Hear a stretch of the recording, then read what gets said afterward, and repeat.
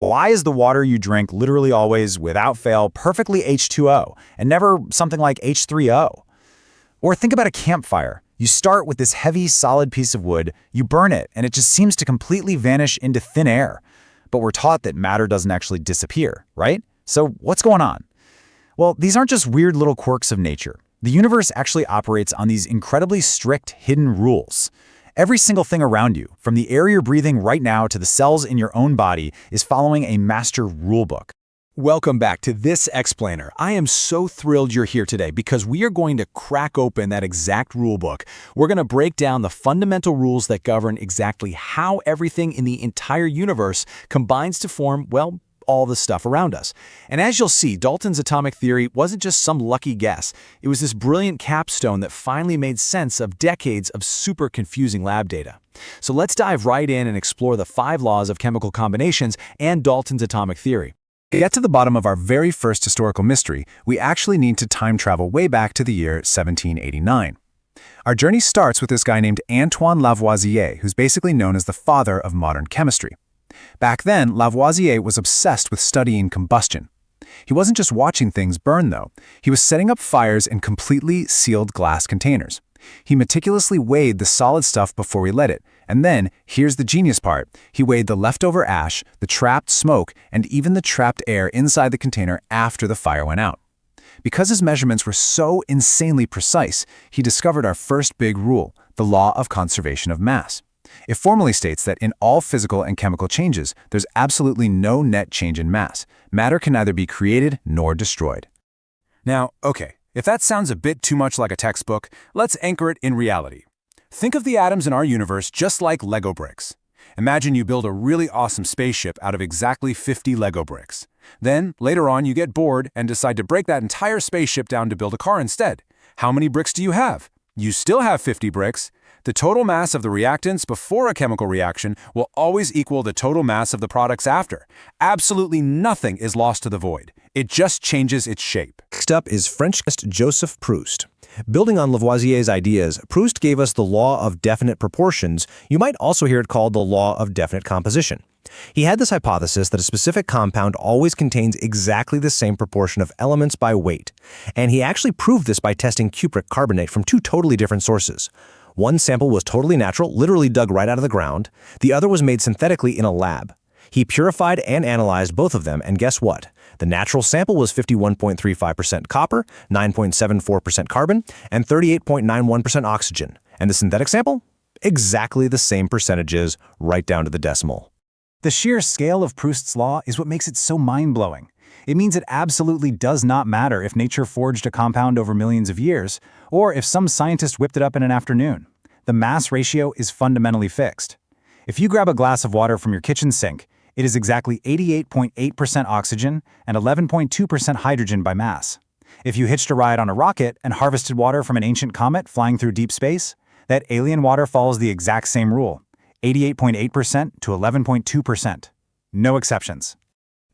What happens if 2 elements can actually combine to form more than one kind of compound? To answer that, we have to look at English chemist John Dalton in 1803 and his law of multiple proportions. Dalton figured out that elements don't just mash together randomly. If 2 elements form multiple compounds and you fix the mass of one of those elements, the masses of the second element combine in a strict ratio of small whole numbers. Take hydrogen and oxygen, for example. First, we have regular water, H2O. 2 grams of hydrogen plus 16 grams of oxygen gives us 18 grams of water. Simple enough. But what about hydrogen peroxide, H2O2? In that case, those exact same 2 grams of hydrogen will react with 32 grams of oxygen to give us 34 grams of peroxide. So, the really crucial thing to notice here is the math. When we lock in the mass of the hydrogen at 2 grams for both compounds, the masses of oxygen that react are 16 grams and 32 grams. 16 and 32. That is a perfect, beautifully simple whole number ratio of 1 to 2. Nature flat out refuses to work in messy fractions. The underlying architecture of the universe just loves keeping things incredibly clean, highly predictable, and perfectly organized. Up to this point, scientists were doing a great job measuring solids and liquids by mass. But how do you weigh a gas? It's basically empty space. I want to pause for a second just to point out how unbelievably fast scientific discovery was moving during this era. It's a completely interconnected explosion of chemistry unfolding over just 8 years.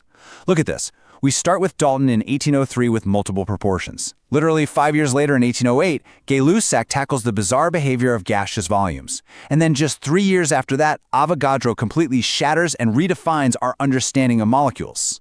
Working with gases in a lab was notoriously awful back then because temperature and pressure act like total wildcards. They make gas volumes expand and shrink unpredictably. Joseph Louis Gay-Lussac realized that to make any sense of gases, you had to control those wildcards. He discovered that when gases combine or are produced in a reaction, they do so in a simple ratio by volume, provided you keep all the gases at the exact same temperature and pressure. By controlling the environment, Gay-Lussac essentially proved that for invisible gases, volume ratios behave exactly like the predictable mass ratios Proust and Dalton found for solids. Then, in 1811, Amedeo Avogadro stepped up and solved a massive riddle. Scientists at the time were really struggling to understand the difference between a single atom and a molecule. Avogadro's law proposed that equal volumes of all gases, at the same temperature and pressure, contain an equal number of molecules. By making this rule, Avogadro established something absolutely vital. Atoms are the raw, single building blocks, whereas molecules are pre-assembled chunks of those blocks, bound together, traveling through the gas as a single unit. Avogadro realized that certain gases like hydrogen and oxygen, they don't actually like floating around by themselves. They exist naturally as diatomic molecules, which just means they buddy up into pairs, like H2 and O2. So if you take 2 full volumes of hydrogen gas, which is packaged tightly as pairs, and add 1 volume of oxygen gas, also floating around as pairs, they combine and reorganize to produce exactly 2 volumes of water vapor. Because they already start out as pairs, they fit together seamlessly to form H2O. The math works out perfectly without a chemist ever having to literally slice an individual atom in half.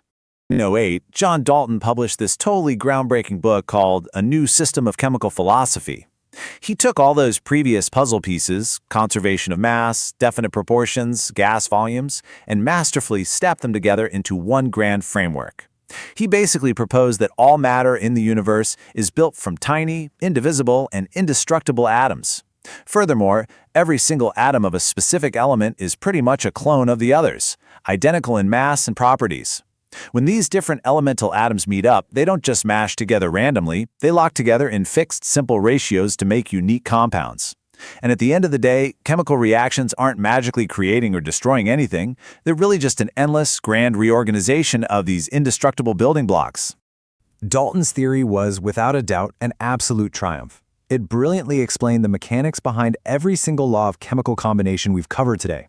But you know how science is. Answering one question just opens up a whole new set of mysteries. As complete as his theory felt back then, Dalton actually couldn't explain exactly why gases combined in such perfect volume ratios. And maybe even crazier, he had absolutely no idea how these atoms were sticking to one another in the first place. Like, what was the invisible glue holding it all together? Those are some massive riddles left for the next generation of scientists. So what do you think actually binds the universe together? We're going to leave that provocative little cliffhanger right there for our next explainer. Thanks so much for exploring this with me today, and keep questioning the rules of the universe.